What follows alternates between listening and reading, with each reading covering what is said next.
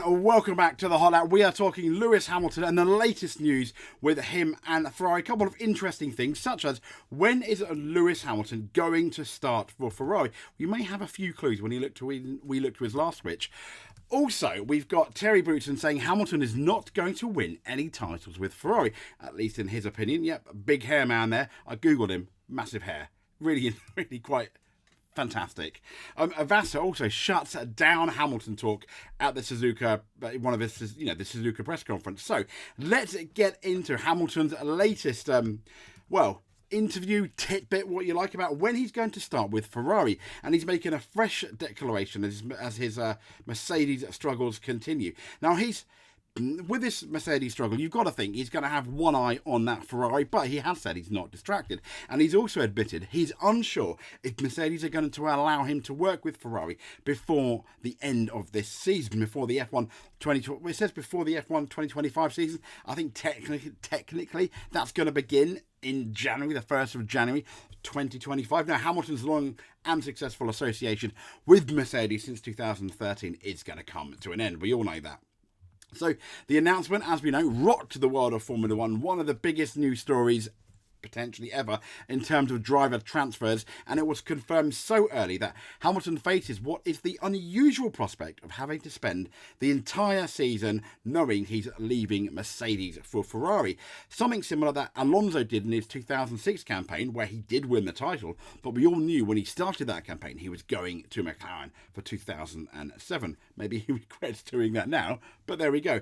So speaking to media, including PlanetF1.com, as you can see here, on the morning after Hamilton's bombshell, Toto Wolff said this year could present what he's described as some challenging situations, as they want to aim to prevent Hamilton taking what could be intimate secrets to his new employers. What's quite interesting in relation to these intimate secrets, as we know, the Mercedes at the moment is not quite as fast as the Ferrari.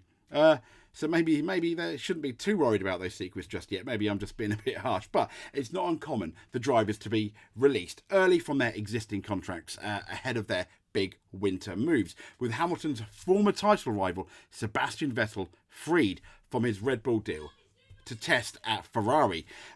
So Hamilton, whose only previous career switch came when he swapped McLaren for Mercedes at the beginning of 2013. And according to the German publication motorsporttotal.com, he said, "I think it will start with a conversation with Toto because I don't know how to navigate that." And he said, I don't think I was at Mercedes until December 2012 with the seat fitting was made after the season. I'm not sure how I'm going to do it this time. So when Hamilton signed for Mercedes in 2012, he was there for the seat fitting come December. So McLaren, you could make an argument, sort of released him early, but he was not. I don't think he was at the Abu Dhabi test after the race in 2012, which I'm not sure if that was commonplace in 2012. I'll have to check. But Hamilton was caught snapping at a reporter for asking about this impending switch to Ferrari after a challenging Japanese Grand Prix, where he slumped, as we know, to a distant 9th. I don't think it made Hamilton look too great. The guy obviously kind of intimated, are you jealous about the Ferrari doing really well, knowing you're going to them? Hamilton said something like, next, do you have another question? And then just walked off. Really, just should have answered it or said, look, I'm not talking about that. Yeah, didn't look that great. But anyway, the 39-year-old is adamant that he wants to end with Mercedes on a high, claiming talking about life at Ferrari could prove a distraction. He explained, right now, I want to finish on a high. All my energy is going into that. And of course, I'm looking forward to the future. But we're currently in a difficult situation, and that's my challenge, he said. That's where all my energy is going, to find out how we can get back to the top. How can I work with the boys, he says. Can I get better debriefs? Can I give better direction? He says, I'm a competitive guy first and foremost, so I want to win. Thinking about next year doesn't really help me with that. So let's move on, though, to Terry Boutsen essentially saying that as good as Hamilton is, it may revitalise his career, but a Ferrari move is not going to win titles. So let's get into it. Now, speaking in what was an exclusive interview with PlanetF1.com, the former Williams Grand Prix winner, he spoke about Hamilton's upcoming career move. Now, as we know, the Scuderia are currently Red Bull's closest rivals at the head of the field, and the only team to topple them for a race win since the end of 2022. As we know, Mercedes, Brazil 2022, the only Mercedes victory since the rule changes. But Hamilton, as we know, has been struggling, it says here, to keep pace with George Russell in recent races. Now, this is where I think, obviously, sensationalism sells. Yes, Hamilton has not been as quick as George Russell in qualifying, which is, you could say, fairly significant. He was better than him in Japan. But in the races, I think he's been just as fast, if not faster, than George Russell. Now, in Japan, Hamilton out-qualified Russell, but came under pressure from his young teammate before asking whether or not to let him by. That was because, supposedly, when Hamilton and Charles Leclerc at that second start, they hit each other, Hamilton apparently had some damage. Now, despite Hamilton's low-key start to the season, Boutsen doubts the 7-time world champion is in any way not applying himself fully to the task. He said, I don't think he's moving on from Mercedes, he told Planet F1. He said, but I see that with all his experience and age, it's a little more difficult to give it 100%, according to him. Maybe he's only driving at 98%, he suggested. We saw it during the race in Japan when he asked whether he should let George pass him. A few years back, he would have been fighting like hell to stay ahead of him. I think for the title, if they were going for a title, absolutely you would have done. This one, George Russell has almost indicated it as well. I think they're there for the team. I don't think there's too much at the moment to read into it. And he says now, when it gets worse like this one, he gets in a bad situation and he just gives up and gives Russell a chance to be better than him and to help the team to be better because he feels he's not in a position or capable to perform well for whatever reason. And Boutsen, though, doubts saying the impact of the driver is less important than it perhaps once was with Hamilton going to Ferrari. He said, I think a driver cannot bring a team to the top. This is no longer the case. He's suggesting it was possible in the 70s, 80s and 90s. He said if it was the case, he would have beaten Verstappen last year, the year before, and would be winning the championship this year, which I think is a really silly thing to say because, yes, we all know it's the car more than the driver, but the driver can make a difference. He says drivers are no longer involved in the development of the car. It's more the computers and the engineers that build the car. Once again, I think he's slightly wrong there. We've got the simulators, which will obviously require a driver. Yes, I mean, we can just look back at the Mercedes 2022 debacle when the computers and the engineers suggested that car was a second faster than it really was. They too can get it wrong. And it's the driver that's going to give you the feedback as to, yes, this is working as intended. For example, the car feels better or worse with the new upgrade again. So I think Boutsen is being slightly unfair on the fact that a driver cannot change a team. Yes, I don't think directly they can, but let's just take Michael Schumacher.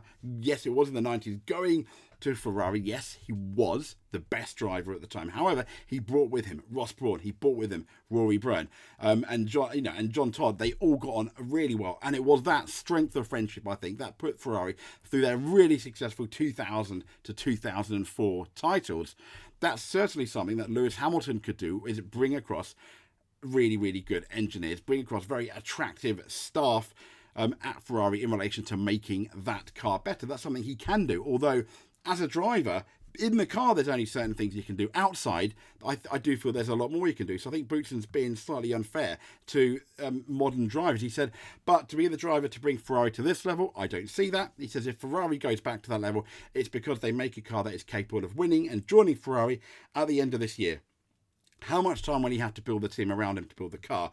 But even if Hamilton's arrival might not make a difference, Boutsen said the move could re-spark Hamilton. He concluded by saying, absolutely. He says it'll be very interesting to see how he revitalises himself and comes back to winning spirit. Okay, interesting stuff. So let's move on to Mr. Vasser, pretty much shutting down Hamilton talk, just like Hamilton did at Suzuka. So Vasser, as he's moved to shut down a question regarding Lewis Hamilton after that Japanese Grand Prix. Now, one of the biggest talking points of the year so far has been Hamilton's decision to depart Mercedes at the end of the season to join Ferrari.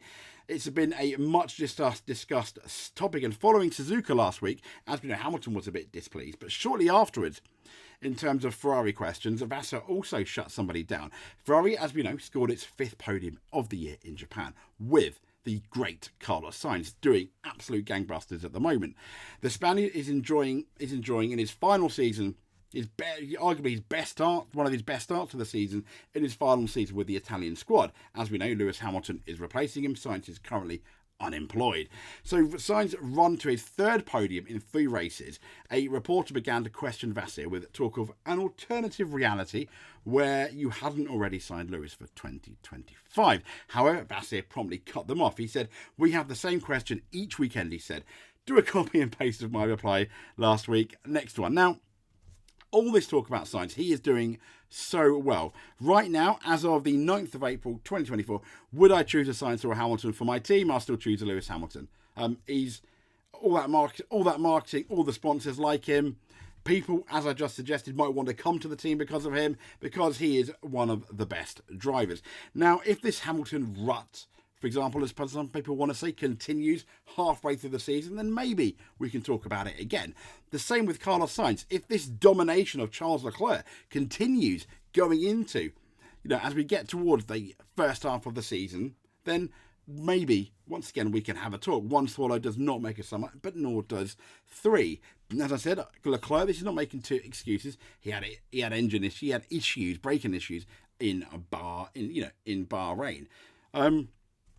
Saudi Arabia was a fairly strong weekend for Leclerc. I think we do forget that, yes, Ollie Berman was there. In Australia, Leclerc, hand up, admitted, and Japan, Sainz was better. But I do think that Leclerc's race, despite the fact, yes, he started, from way back in 7th, for example, compared to Sainz, but with a capital B, he made those tyres work.